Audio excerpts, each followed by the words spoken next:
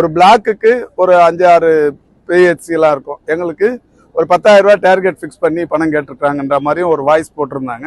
அது ஒரு ஊடகத்தில் வந்தது. உடனடியாக நேற்றுக்கு மாலையே நான் அந்த ஒரு ஜேடியை ஃபிக்ஸ் பண்ணி சென்னையிலிருந்து அந்த ஜேடி ஜாயின்ட் டைரக்டர் பொது சுகாதாரம் ஆய்வுக்கு போயிருக்காரு. அந்த மருத்துவர் குரல் யாரோட குரல், அது உண்மைதானா, வசூல் வந்து கேட்டது உண்மைதானாங்கிறத விசாரிக்க சொல்லியிருக்கிறோம். விசாரித்து உண்மைன்னு சொன்னால் அது யாராக இருந்தாலும் எவ்வளவு பெரிய உயர் பொறுப்பில் இருந்தாலும் இன்று மாலைக்குள் நடவடிக்கை எடுக்கப்படும். இப்போ போய் விசாரிச்சுட்டு இருக்கிறாங்க. தொடர்ச்சியாக 2642 மருத்துவர் பணியிடங்கள் கடந்த மாதம்தான் மாண்புமிகு தமிழ்நாட்டின் முதலமைச்சர்களால் நிரப்பப்பட்டது. மருத்துவத்துறையின் வரலாற்றில் அடுத்த ஆண்டு காலியாக இருக்கிற பணியிடங்களுக்கும் சேர்த்து நிரப்பப்பட்டது. மருத்துவத்துறையின் வரலாற்றிலேயே மருத்துவ பணியிடங்கள் முழுமை பெற்ற நிலை என்பது இப்பொழுதுதான் இருந்து கொண்டிருக்கிறது. அதாவது நோய்த்தன்மை, வயது முதிர்வு, விபத்து, இந்த மாதிரி 3-4 காரணங்களால் தமிழ்நாட்டில் ஒரு நாளைக்கு 1700-1800 விபத்துகள், இந்த உயிரிழப்புகள் நடக்குது. அது நடக்கிற எல்லா உயிரிழப்புகளுக்குமே அரசு மருத்துவ சேவை காரணங்கிற மாதிரி ஒரு சாயத்தை கற்பிக்கிறது என்பது மருத்துவ சேவைக்கு நாம் செய்கிற மிகப்பெரிய களங்கம், துரோகம். அதாவது நான் பார்த்தேன், யாரோ ஒரு மருத்துவர் அதை ஒரு வாய்ஸ் ஒன்று போட்டு அதை ஒரு பிளாக்குக்கு 10,000 ரூபாய் கேட்குறாங்க அமைச்சர் கலந்துக்கிற நிகழ்ச்சிக்கு, அந்த நிகழ்ச்சி ஏற்பாடுக்கு அப்படிங்கிற மாதிரி பேசியிருக்கிறதா சொன்னாங்க. அந்த மாதிரி எந்த அமைப்புலையும் வந்து பணத்தை வசூல் பண்ணி நிகழ்ச்சி நடத்துறதில்ல. இப்போ இதுக்கு NHM MD வந்து ஒவ்வொரு நிகழ்ச்சி நடத்துறதுக்குமே ஒரு மினிமம் காஸ்ட் கொடுப்பாங்க. நானே கூட எந்த நிகழ்ச்சி நடத்துகிற இடத்துலையும் அவங்க சாப்பாடு கூட நான் சாப்பிட்றது கிடையாது. நான் எங்கே போனாலும் ஹோட்டலில் சாப்பிட்டு தான் போய் நிகழ்ச்சி கலந்துப்பேன். அதே மாதிரி ஒரு நிகழ்ச்சியில் சொல்லியிருந்தேன், நீங்கள் வந்து எனக்கு இந்த சால்வைகள் புத்தகங்கள் கூட பரிசளிக்க கூடாதுன்னு சொல்லியிருந்தேன். ஏன்னா அரசு நிகழ்ச்சிகள் அவ்வளோ சிக்கனமாக பண்ண சொல்லியிருக்கிறோம். நம்ம நோக்கம் வந்து அரசு பணத்தில் கட்டுற கட்டிடங்கள் அதனுடைய சேவை 100% போய் சேரணுங்கிறது. கன்னியாகுமரி மாவட்டத்தில் நாகர்கோயிலில் ஆசாரி பள்ளத்தில் அமைந்திருக்கிற மருத்துவக் கல்லூரி மருத்துவமனையில் கட்டண படுக்கை தொகுதி ஒன்று, பேவார்ட்ஸ் என்று சொல்லக்கூடிய கட்டண படுக்கை தொகுதி, நடுத்தர மக்களும் உயர்தர வருவாய் பிரிவினரும் கூட அரசின் மருத்துவ சேவையை பயன்படுத்தி கொள்ளுகிற வகையிலான ஒரு கட்டமைப்பை மாண்புமிகு தமிழ்நாட்டின் முதலமைச்சர்கள் அனைத்து அரசு மருத்துவக் கல்லூரி மருத்துவமனைகளிலும் அமைத்திட வேண்டும் என்று அறிவுறுத்தினார்கள். அந்த வகையில் தொடர்ச்சியாக இன்றைக்கு எல்லா மருத்துவமனைகளிலும் இந்த பேவார்ட்ஸ் என்று சொல்லக்கூடிய கட்டண படுக்கை தொகுதிகள் தொடங்கி வைக்கப்பட்டு வருகிறது. அந்த வகையில் நாகர்கோயில் ஆசாரி பள்ளத்தில் இருக்கிற மருத்துவக் கல்லூரி மருத்துவமனையில் ஒரு பேவார்டு ஒன்று இன்று மாலை திறந்து வைக்கப்படவிருக்கிறது.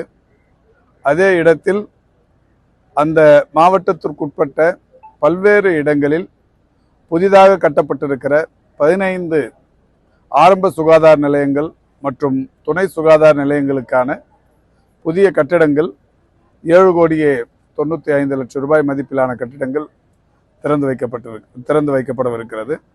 அந்த நிகழ்ச்சியில் கலந்து கொள்வதற்கும் நாளை காலை 1-2 மருத்துவமனைகள் ஆய்வு முடித்து நாளை மதியம் சென்னை திரும்புவது என்கின்ற நிலையில் இந்த நிகழ்ச்சியில் பங்கேற்பதற்காக இப்பொழுது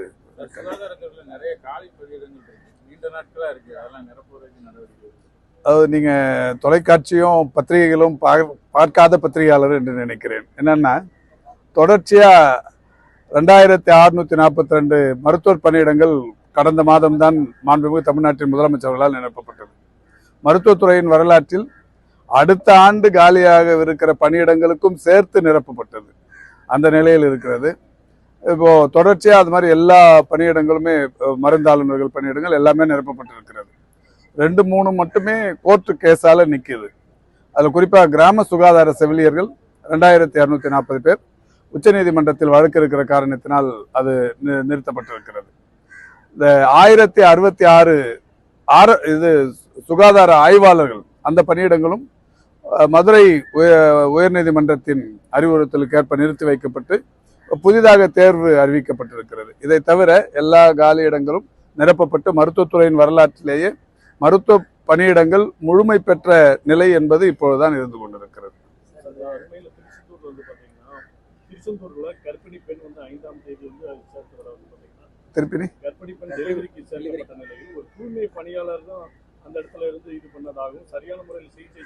இது தவறான தகவல்களை பத்திரிகையாளர்கள் தொடர்ந்து தெரிவிப்பது அரசு மருத்துவ சேவையை கொச்சைப்படுத்துவதற்காகவே தொடர்ந்து செய்யப்படுகிற ஒரு செய்தி. நான் கூட ஒரு 4-5 மாசத்துக்கு முன்னாடி ஒரு செய்தி சொன்னேன். ஒரு ஸ்ட்ரோக் வந்த பேஷண்ட்டுக்கு தூய்மை பணியாளர் தொடக்கிறார். அதை என்ன பண்ணாங்க, தூய்மை பணியாளர் போய் சிகிச்சை அளிக்கிறாங்கன்னு தொலைவுல இருந்து ஒரு வீடியோ எடுத்து போட்டு அதை மருத்துவ சேவையை குறைத்து கொச்சைப்படுத்தி செய்தியை வெளியிட்டார்கள். அதுக்கப்புறம் வருத்தம் தெரிவித்தாங்க. இந்த மாதிரியான செய்திகள் தானே தவிர பணியாளர்கள் எங்கேயும் காலி இல்லை, தூய்மை பணியாளர் தான் அந்த பணி செய்யணுங்கிற அவசியமும் இல்லை. அவங்கவுங்களுக்குள்ள வேலை அவங்கவுங்க பார்ப்பாங்க. இல்லை, அது மாதிரி அது விசாரிச்சாச்சு, அங்கே அது மாதிரி எதுவுமே நடக்கலை. இல்லைங்க, ஒரு நாளைக்கு 1700 1800 இறப்புகள் நடக்குதுங்க. அதாவது நோய்த்தன்மை, வயது முதிர்வு, விபத்து, இந்த மாதிரி 3-4 காரணங்களால் தமிழ்நாட்டில் ஒரு நாளைக்கு 1700 1800 விபத்துகள், இந்த உயிரிழப்புகள் நடக்குது. நடக்கிற எல்லா உயிரிழப்புகளுக்குமே அரசு மருத்துவ சேவை காரணங்கிற மாதிரி ஒரு சாயத்தை கற்பிக்கிறது என்பது மருத்துவ சேவைக்கு நாம் செய்கிற மிகப்பெரிய களங்கம், துரோகம். அமித்ஷா அது விடுங்க. தென்காசியில ரத்துன்னு சொல்றாங்க. என்ன சார், டாக்டர் நீங்க தென்காசியில டாக்டர் 10,000 ரூபாய் கேட்டதாகவும் சொல்லி இல்ல, அதாவது நான் பார்த்தேன், யாரோ ஒரு மருத்துவர் அதை ஒரு வாய்ஸ் ஒன்று போட்டு அதை ஒரு பிளாக்குக்கு 10,000 ரூபாய் கேட்குறாங்க அமைச்சர் கலந்துக்கிற நிகழ்ச்சிக்கு, அந்த நிகழ்ச்சி ஏற்பாடுக்கு அப்படிங்கிற மாதிரி பேசியிருக்கிறதா சொன்னாங்க. அந்த மாதிரி எந்த அமைப்புலையும் பணத்தை வசூல் பண்ணி நிகழ்ச்சி நடத்துறதில்ல. இப்போ இதுக்கு NHM MD ஒவ்வொரு நிகழ்ச்சி நடத்துறதுக்குமே ஒரு மினிமம் காஸ்ட் கொடுப்பாங்க. நானே கூட எந்த நிகழ்ச்சி நடத்துகிற இடத்துலையும் அவங்க சாப்பாடு கூட நான் சாப்பிட்றது கிடையாது. நான் எங்கே போனாலும் ஹோட்டலில் சாப்பிட்டு தான் போய் நிகழ்ச்சி கலந்துப்பேன். அதே மாதிரி ஒரு நிகழ்ச்சியில் சொல்லியிருந்தேன், நீங்கள் எனக்கு இந்த சால்வைகள் புத்தகங்கள் கூட பரிசளிக்க கூடாதுன்னு சொல்லியிருந்தேன். ஏன்னா அரசு நிகழ்ச்சிகள் அவ்வளோ சிக்கனமாக பண்ண சொல்லியிருக்கிறோம். நம்ம நோக்கம் அரசு பணத்தில் கட்டுற கட்டிடங்கள் அதனுடைய சேவை 100% போய் சேரணுங்கிறது. இந்த நிலையில தென்காசியில் நாளைக்கு போறதா இருந்த லத்தூருங்கிற இடத்துல ஒரு 15 கட்டிடங்கள் கட்ட வேண்டியிருந்தது. அந்த இடத்துல யாரோ ஒரு மருத்துவர் இது மாதிரி நாளைக்கு ஏதோ ஒரு பங்குனி உத்தரம் ஏதோ ஒரு நிகழ்ச்சி, இந்த மாதிரியான நேரத்திலையும் கூட எங்களை வேலைக்கு வர சொல்றாங்கன்ற மாதிரி ஒரு செய்தியும், ஒரு பிளாக்குக்கு ஒரு 5-6 PHCலாம் இருக்கும், எங்களுக்கு ஒரு 10,000 ரூபாய் டார்கெட் ஃபிக்ஸ் பண்ணி பணம் கேட்டிருக்காங்கன்ற மாதிரியும் ஒரு வாய்ஸ் போட்டிருந்தாங்க. அது ஒரு ஊடகத்தில் வந்தது. உடனடியாக நேற்றுக்கு மாலையே நான் அந்த ஒரு JDயை ஃபிக்ஸ் பண்ணி சென்னையிலிருந்து அந்த JD ஜாயின்ட் டைரக்டர் பொது சுகாதாரம் ஆய்வுக்கு போயிருக்கார். அந்த மருத்துவர் குரல் யாரோட குரல், அது உண்மைதானா, வசூல் கேட்டது உண்மைதானாங்கிறத விசாரிக்க சொல்லியிருக்கிறோம். விசாரித்து உண்மைன்னு சொன்னால் அது யாராக இருந்தாலும் எவ்வளவு பெரிய உயர் பொறுப்பில் இருந்தாலும் இன்று மாலைக்குள் நடவடிக்கை எடுக்கப்படும். இப்போ போய் விசாரிச்சுட்டு இருக்கிறாங்க. விசாரணையின் முடிவில் அது மாதிரி அவங்க கலெக்ஷன் பண்ணுறது உண்மைன்னு தெரிஞ்சால் நடவடிக்கை எடுக்கப்படும்.